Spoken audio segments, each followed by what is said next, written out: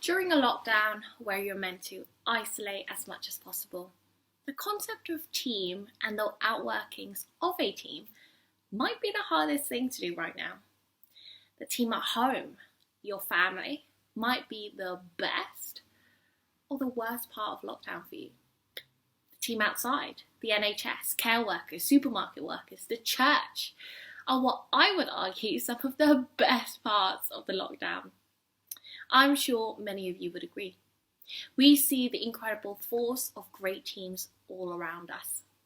Team is part of the reason we're seeing a dip in infections. Team is part of the reason we can still buy our food without much shortage. Team is part of the reason the most vulnerable are still getting food and families are getting their necessities.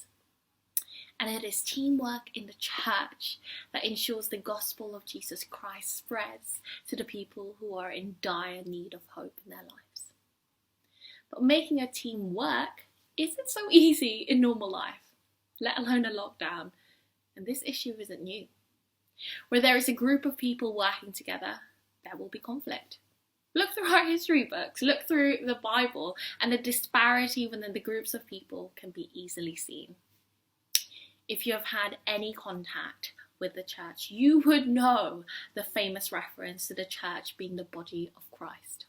The Apostle Paul teaches the church riddled with division and explains that the body is made up of different parts, where each part is counted equal in value and worth, and where there is unity in diversity.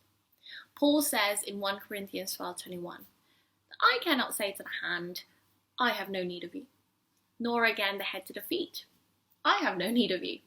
He's basically saying there is no I in team. And yet every organisation, charity and church has in some way not adhered to this. Why? Pride. I just think back to the start of lockdown and my first response is quickly to think of how I could fix the problem. And sure enough, just a few weeks down the line, I started to see symptoms of burnout. Pride got in the way. I was given a humbling reminder of the importance of team. How do you combat pride? Humility and trust. It's when we realise that we ourselves are not enough. Only then can we let go of pride and its toxic effects to us and the people around us. In order for the body of Christ to function well, we need to trust each other, and ultimately we need to trust the Creator of all things, who in the first place created this framework. He provided the best framework.